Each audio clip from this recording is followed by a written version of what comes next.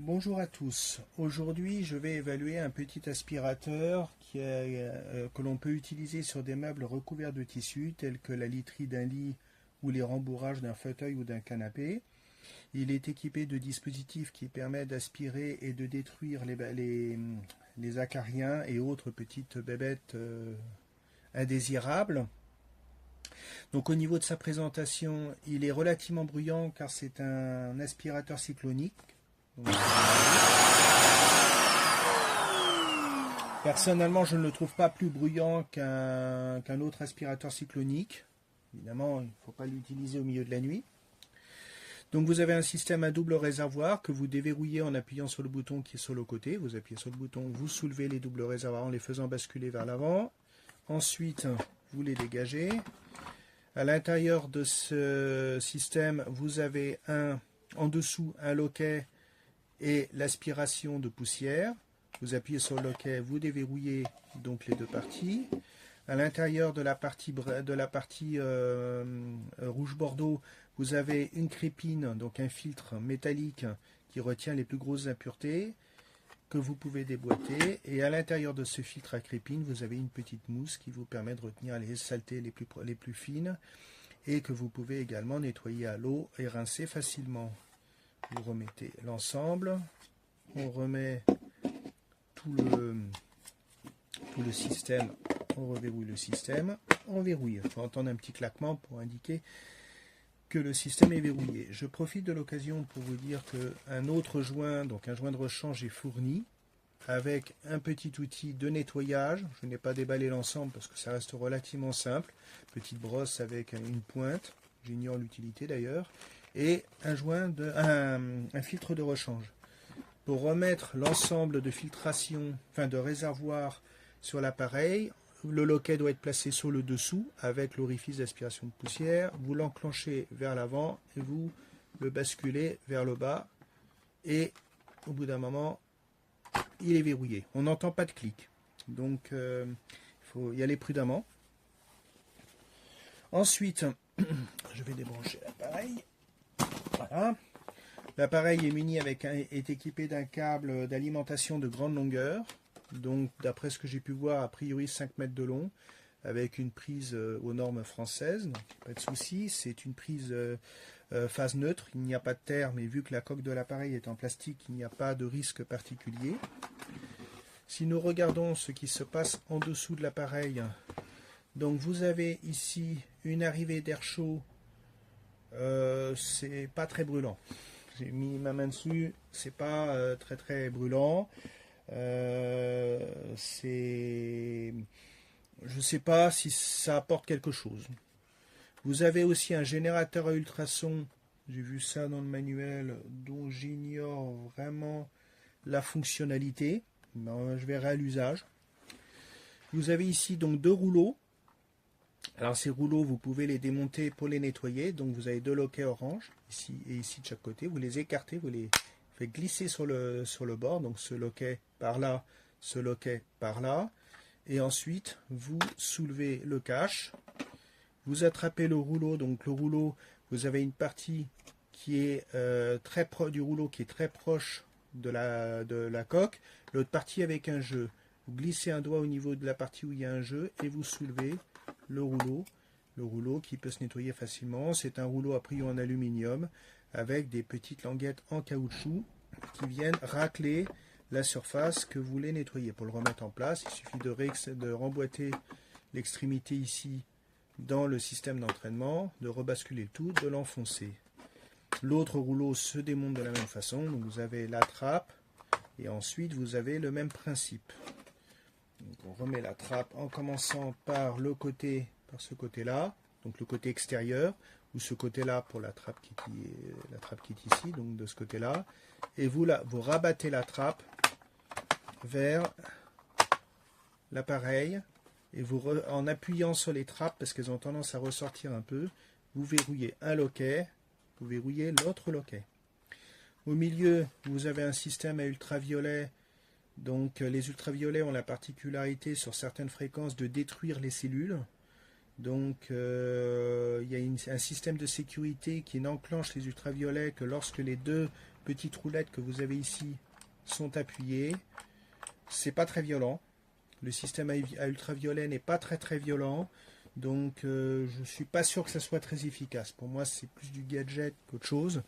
Maintenant, on ne peut pas savoir si ces appareils à ultraviolet fonctionnent du fait que seul un laboratoire, en prélevant un échantillon de l'objet nettoyé, pourrait vérifier s'il reste encore des bactéries ou des micro-organismes vivants sur la surface de l'objet nettoyé. Donc ces appareils à ultraviolet de manière générale, il ne faut pas les prendre pour argent comptant. Il faut se dire que c'est peut-être efficace ou ce ne l'est pas. C'est un peu sur la base de la confiance de la technologie. Et donc, je n'ai pas précisé, mais derrière, vous avez deux roulettes. L'appareil est relativement lourd. Il pèse quand même son poids. Mais il a l'avantage d'être compact. Donc, il est vraiment... à la limite, je ne sais pas si je vais pouvoir mesurer facilement l'appareil, sa longueur du moins. Parce que l'appareil a une forme un peu biscornue. Mais si j'essaie de le mesurer, de l'extrémité du moteur jusqu'au bord ici, jusqu'ici on a, on voit pas, voilà, de ici jusqu'à là on a 33 cm. C'est-à-dire que si je prends l'appareil dans ce sens-là, du bord ici jusqu'au bord ici, on a 33 cm, sa cote là la plus importante. Donc c'est vraiment un appareil compact que vous pouvez ranger facilement dans un placard, voire dans un grand tiroir. Il ne prendra pas beaucoup de place. Il est fourni donc avec, comme je vous le disais, un filtre de rechange et un petit outil de nettoyage, un manuel multi-utilisateur, donc vous avez le français ici, avec toutes les informations sur l'entretien, sur l'utilisation du produit, comment nettoyer, démonter, nettoyer le filtre en mousse, comment mettre en route l'appareil. Alors petite précision, quand vous utilisez l'appareil, il produit une odeur qui est réputée comme normale. C'est une odeur de chaud, parce qu'en fait l'appareil, tout simplement, le moteur à l'intérieur est neuf. Donc en fonctionnant, ça produit du chaud et notamment une odeur de chaud. C'est pas très grave, c'est une odeur que j'ai déjà sentie. Normalement, ça ne devrait pas poser de problème. Pour moi, l'appareil n'a pas de générateur à ozone, qui est une autre technologie qui permet également de détruire certains types de molécules et certains types de molécules, notamment concernant les odeurs.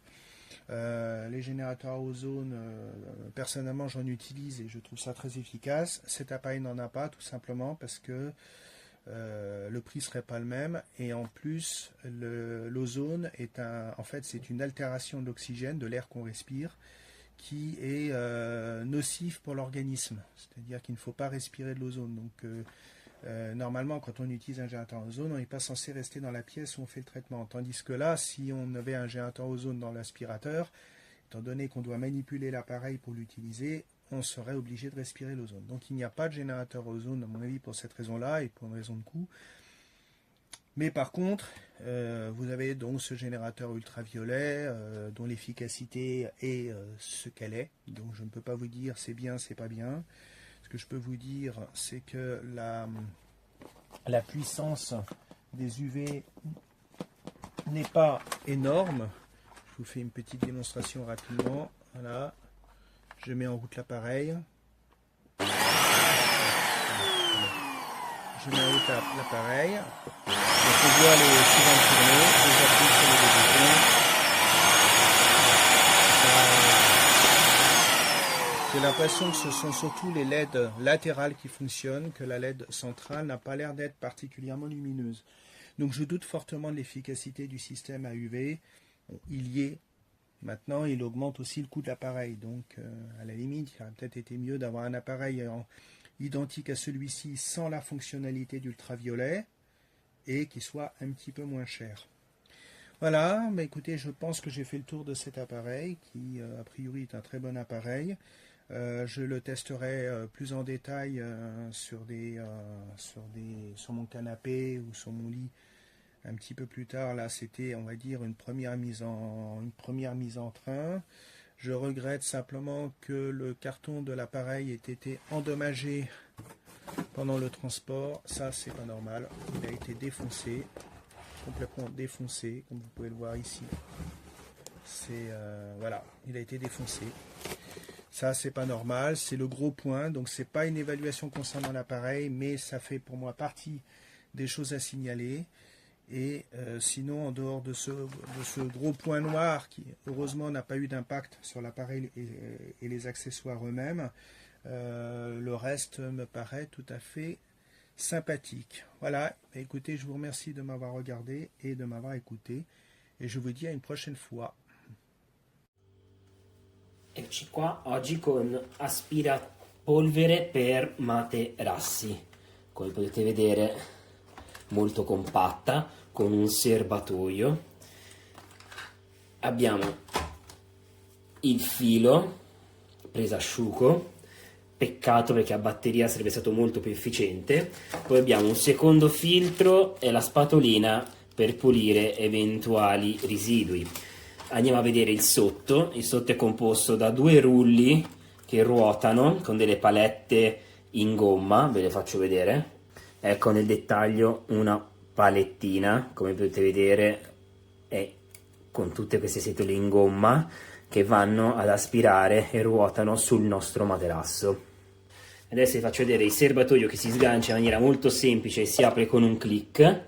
Qua dentro poi abbiamo il filtrino che andiamo a pulire e anche la spugna, che abbiamo il secondo filtrino, che sarebbe sempre compresa una confezione. Quindi ci basta poi rimontarlo, inserirlo nel suo alloggio e avremo rifatto il nostro serbatoio. Questo si può pulire sotto acqua corrente senza problemi, anzi è anche molto facile da pulire, non ci sono molte fessure. E adesso vi faccio vedere il rumore, anzi vi faccio sentire il rumore. Accensione tramite un solo pulsante fisico e sotto, come possiamo vedere, ci sono i rulli che girano e poi aspirano e poi c'è la luce a V che si attiva quando le rotelline vanno a premere. È molto rumoroso e vi stavo dicendo che la lucina V si viene ad attivare quando noi premiamo sul nostro materasso e facciamo pressione forza. Poi cattura gli acari, la polvere e c'è scritto che è anche ultrasonico. Comunque è bello leggero, si può usare tranquillamente con una mano. L'unica pecca, ripeto, è il cavo all'avere fatto a batteria, molto più trasportabile, molto più comodo.